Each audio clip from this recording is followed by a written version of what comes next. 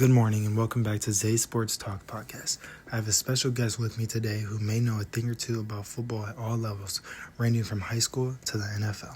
What's up, guys? It's Elijah. I can't wait to take a deep dive into some of the topics Zay has planned for us, giving you some of my knowledge and most upfront and honest opinions about the questions I'll be asked. Today we'll touch base on many topics, including football religion, relationships, traditions, legends, and food. Food, fill me in on that. What exactly does food have to do with the game of football? I should have seen that one coming. It could be anything, whether it's the amazing food served at stadiums, the nutrition football players need to fuel their bodies for peak performance on the field or in the gym, or even things like protein shakes. I guess that's something I've never really thought about.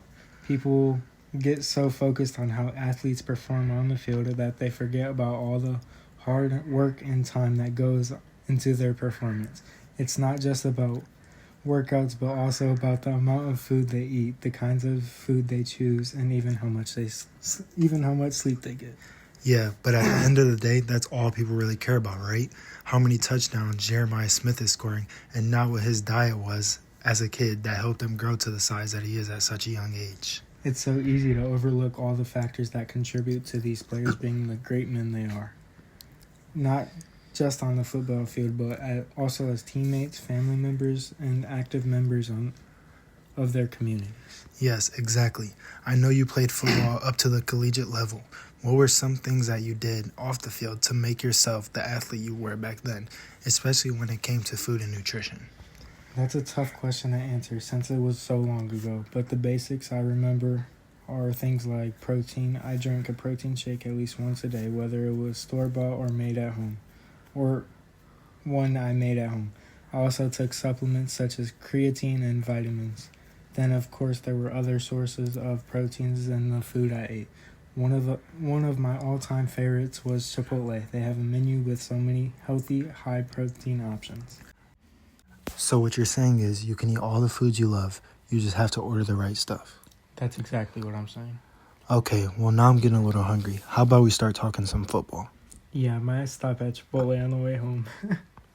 Our next topic is religion and football, whether it's how religion is expressed and shared in the game or simply how it is respected. This is a unique one. Religion now plays such a big role, not only in football, but in sports all over the world today. I guarantee you, if you turn on any football game, whether high school, college, or the NFL, you will see religion playing a part in the game in some way. Yes, I've heard that it's very common for teams to have priest or a pastor nowadays. This is something that I love. My nephew has a team priest. These kids are learning the importance of God in their lives while also praying for their own and other safety during gameplay. The priest attends their practices, games, and even team events. I mean, not everyone is exposed to religion or even has the opportunity to practice it at home.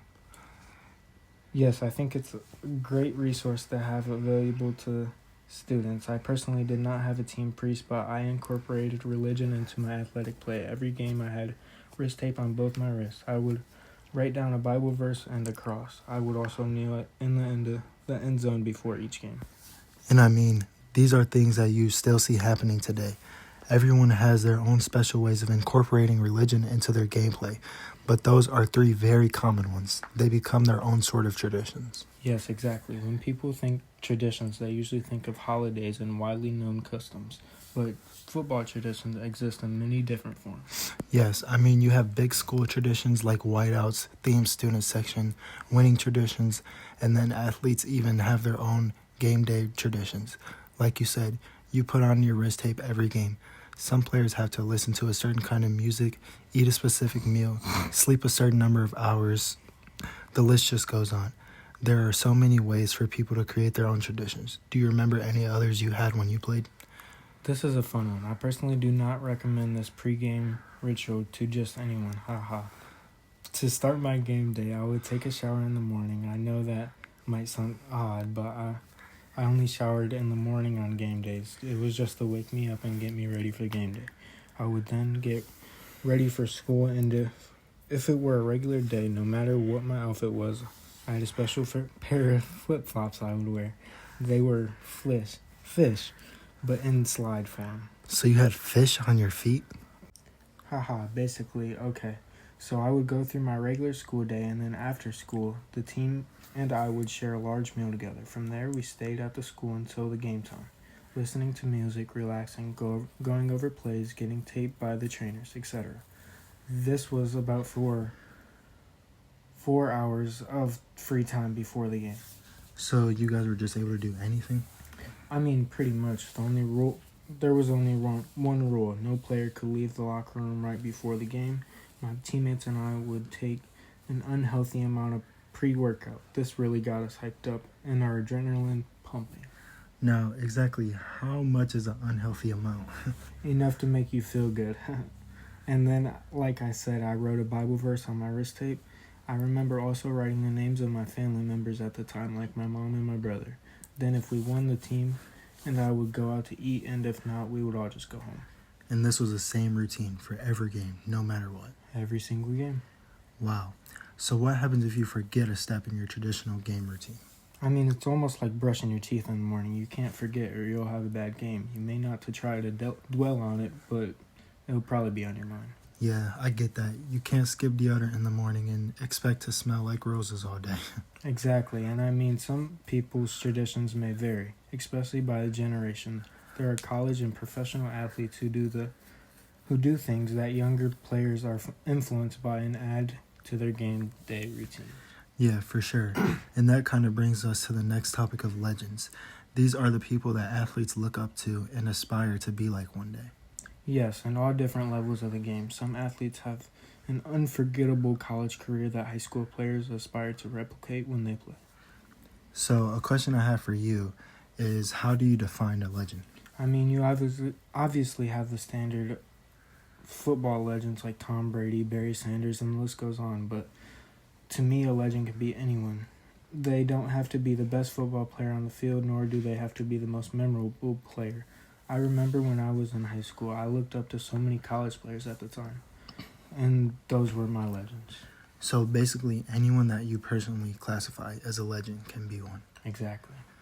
Okay, we're now on to our last topic of the podcast today, relationships. It's well known that some people may play football with the same teammates for their entire career, whether that career ends in high school, college, or in the pros. Some of the best bonds are built through football, in my opinion. I remember having the same teammates from elementary school all the way up to my senior year of high school. Then I ended up playing against them in college after spending years together. They were no longer just my teammates, they became family. I mean, it almost just happens that way, right? When you're around the same people for so many years, they sort of become your family. Yes, you eat, sleep, and bleed with them. They become much more than just teammates. And I mean, there are relationships that go beyond just teammates, such as player to coach and player to fan connections. Oh yeah, some coaches play a bigger role in an athlete's life than I think they even realize. I personally lost my dad at a young age, so my coaches served as father figures, teaching me how to become a good father, teammate, and person overall. Now, how exactly can they teach you all of these things just from being your coach? I mean, we're around them for a large amount of time. Out of our 24-hour day, their families come to games and we see how they interact with them and treat them. Without even realizing it, we pick up on those traits and habits. So, teammates are like brothers and coaches are like fathers. And fans are the support system. There are some real die-hard fans out there. A fan doesn't have to be some random kid who really likes how you play. A fan can be your own mother, making sure she is at every game no matter how many hours she's worked that week. I've never really looked at it from that perspective. I don't think anyone really does. Your number one fan is the person who has been there with you since you could barely catch a football and stuck around until you became the best version of yourself. Wow, these are some great conversations we touched on today. I hope they maybe change the way some of you guys view football. It is way more than just a game. Thank you guys for tuning in today on today's Sports Talk podcast. And thank you, Elijah, for taking the time out of your day to talk with me. I'm sure you have some Chipotle to grab on your way home. Anything you'd like to say to the listeners? Thank you guys for listening. I hope you learned or heard something interesting things today. I had a great time and hopefully I can come back another time. That about wraps up the talk for the day. Once again, thank you all for listening. Have a blessed day and you guys be safe.